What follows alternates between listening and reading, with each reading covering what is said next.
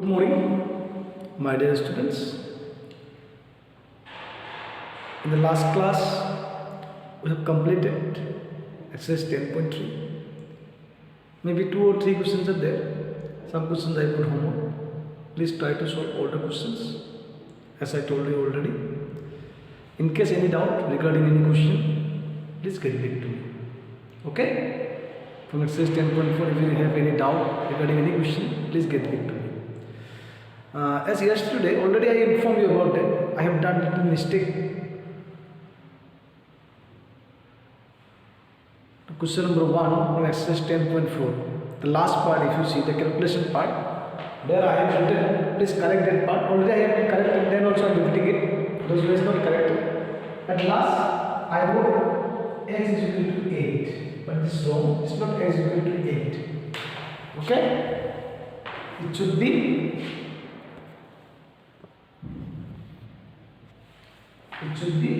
x is wrong. X is equal to what? 4. Okay. And then what we put, then you can see there, like I am doing 8 is here is equal to 16, but it's wrong. So a square, this also 4 square will give you another things are correct. Please correct this. Okay? Okay. Now today I am going to start from a theorem. The theorem that is 10.8. Already we have discussed the theorem 10.7. Now I am going to discuss theorem 8. It is written here, the angle subtended. Try to understand, my dear students. The angle subtended by an arc at the center is double the angle subtended by it at any point on the remaining part of the circle. See, this is very, very important theorem, because whenever you need to solve the sums, you need to use this theorem. See here, according to this theorem, suppose you are having a circle. Okay? The angle subtended by an arc at the center is double the angle subtended by an arc. Suppose any portion of the arc, suppose I am taking this part, this one A and this one is B. This arc AB and center of the circle is O. Try to understand this practical concept. This is really important in school. Angle subtended by an arc at the center. From this arc, any arc that we are taking, suppose AB arc, center. This is called from endpoint. This one A and B. From AB arc, it's subtended in this AOB at the center. So according to this theorem, now angle subtended by an arc at the center is double the angle subtended by it at any point of the remaining part of the circle. That is from the same arc AB. If this arc subtend any other angle, the triangle. Suppose you can see here. See, from this arc we are getting this angle. Suppose this is B. This angle B. Clear? In this case, what you can say? In this case, you can say that this angle is double of this. This angle is double of this. The angle subtended by an arc at the center is double the angle subtended by any point on the remaining part of the circle. Clear? Here we can say angle AOB is equal to twice angle AB. Clear? This angle is double of this angle, or you can say this angle is half of this angle. Understood? Okay, next theorem now. Next theorem, theorem 10.9. It is given here, angle in the same segment of a circular angle in the same segment. So all of you know what is segment? Because first of all you have to know what is segment, what is sector, these things you have to get clear, okay? Because you know already, always I used to say concept. Concept should be clear. If your conception is clear, then it is easy to learn the theorem sums. Clear? So here, first of all you have to know angles in the same segment of a circle are equal. Suppose you are having a circle. This is a circle.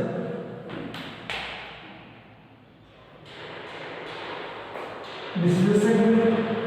This is a minor segment I have taken. It can be measured segment also. Because in that here there is no mention of measure or minor. Suppose this segment. From this segment, if you get angle, means the segment subtended angle any part of the circle, like from suppose this is AB. If you get AB subtended here, this angle is suppose P. And again from this AB, from this segment, again the angle is suppose Q. See clearly here. This is a segment. From this same segment, you are getting one angle AB or one angle P, and from the same segment again you are getting angle 1Q. If you are getting like this angle from the same segment, they are equal. This segment, angles in the same segment of a circle are equal. That means angle Q is equal to angle P in this case. Or you can write angle AQ, angle AQB, AQB is equal to angle AQB is equal to angle APB. Clear? AQB. Okay? Next. So here I want to make something by using this theorem. The angles in the same segment are equal. Do you know how to draw? Do you know what is semicircle? Half of a circle. Yes or no? Suppose this is a semicircle.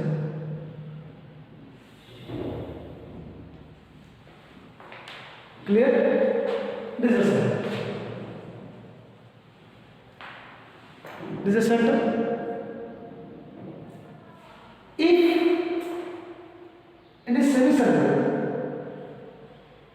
or if you draw a full circle, say half circle is semicircle. Understood? Half circle is semicircle. Here, suppose this is the arc. Let's suppose this is the arc AB. Then AB will be the diameter. Okay. If AB subtend angle, any part of the circle here or this side. Suppose I am taking this side. Then this angle is 90. Now the question is what? Why it is 90 degree? Yes, it is any question. Why it is 90 degree? Because what is the reason? Do you know? See, it's very easy. See,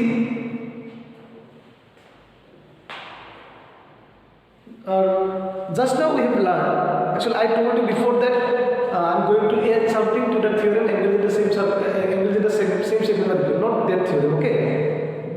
What we learned here? The first theorem, 10.8. That angle subtended. The angle subtended by an arc at the center is double the angle subtended by it at any point on the remaining part of the circle. This theorem. By using that theorem, you can get 90 degree.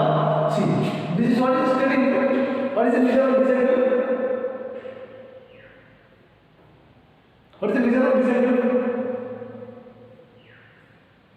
Or if you see from this side, this is also what is the measure of this angle? 180. It's totally 360. If you consider this as arc, AB, then the subtend how much? The center, this AB arc AB subtend how much at the center? 180. Then again from arc AB, you are getting angle this is how much? 90. Then means this angle subtended what? This is angle subtended like this arc AB subtend double of this angle. This is 180. This is what? 90. Double this of that angle. Yes or no? The measure is given. The angle subtended by an arc at the center is double the angle subtended by any point on the remaining part of the circle. If this is 180, it will be half of this. Understood? So here about this you can write a note. This is called angle in the semicircle. Angle in the semicircle. Diameter is diameter in circle ultimately.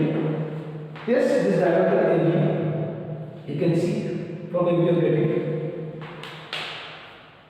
So you understood the theorem? Okay. It's called angle in the what? Angle in the semicircle. Okay. Next theorem. There is student I am not expert. I already told you.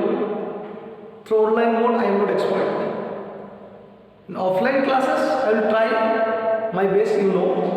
There also I am not so expert. But through online mode, you know, already you have experience. So in case any wrong, please inform me, okay? If you find anything wrong, please inform me. Next you see, question number, not question. Next you see, cyclic quadrilaterals.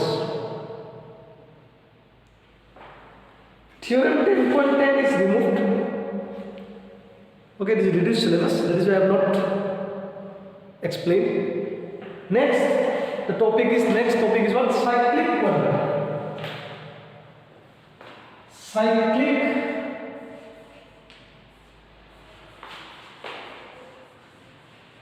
quadrilateral. So already you know about quadrilateral. It has how many sides? 4 sides. Don't worry, cyclic quadrilateral also has 4 sides. Understood? But what is cyclic quadrilateral? It's interesting. Yes? Either there are also 4 sides and 4 angles. Okay? Don't worry about it. Next, cyclic quadrilateral means what?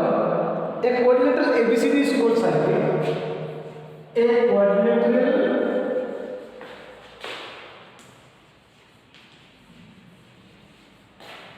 ABCD is called cyclic if all the 4 vertices, if all the 4 vertices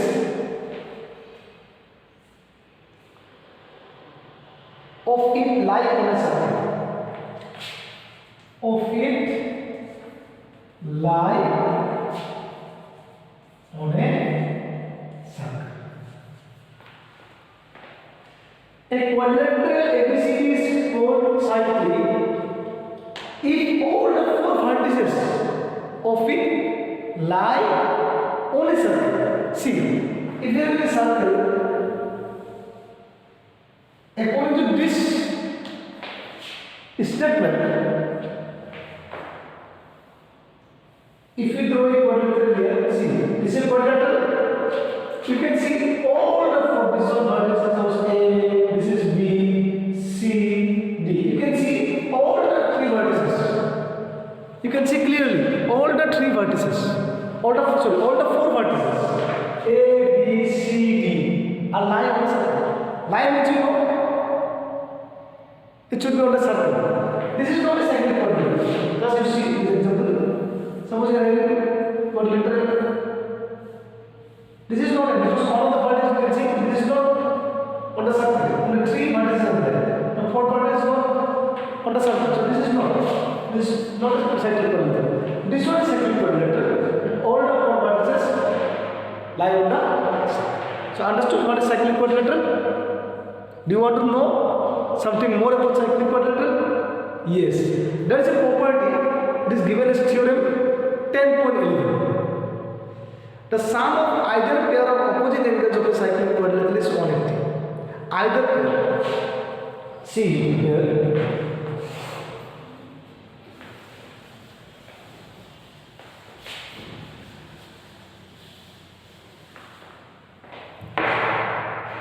See, this is cyclic quadrilateral. According to this is theorem 10.11. Please write that theorem.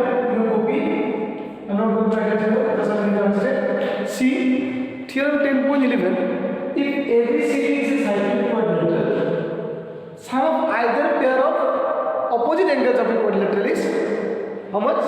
Is 180. here this, that means in general you can say directly that the sum of the opposite angles is 180 in a cyclic quadrilateral. You can say directly this one.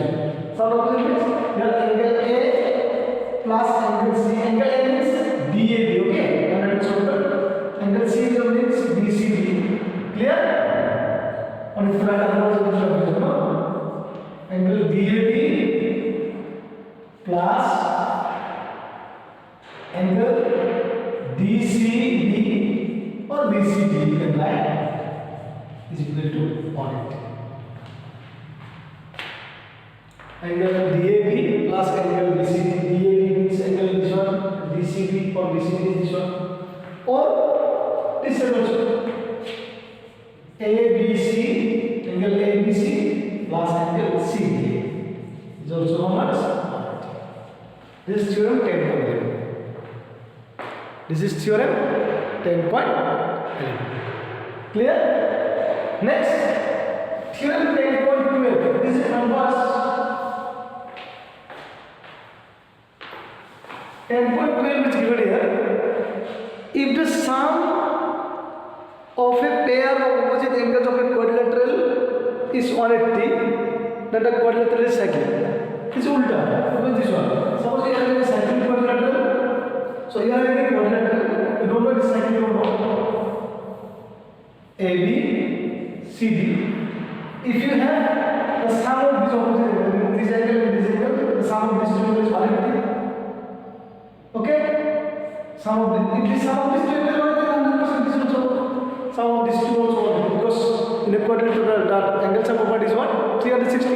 If you get all of the sums on opposite angle like A and C, either A and C or B and D, if you get one to the sum of their angles, then it will be called cyclic. Clear? I have already understood this one. See, today you are having two classes. So this class I have explained all the theorems. Next class maybe, not maybe, we will have at 1:30. Yes or no? From 1:30 to 2:30. So today we will get two videos. Now we are getting one video. Again you will get one video at 1:30. And that video, I will be giving all the details about your homework, and also I am going to start exercise 10.5 in the next video. Okay? In case of any doubt, please get back to me. Thank you.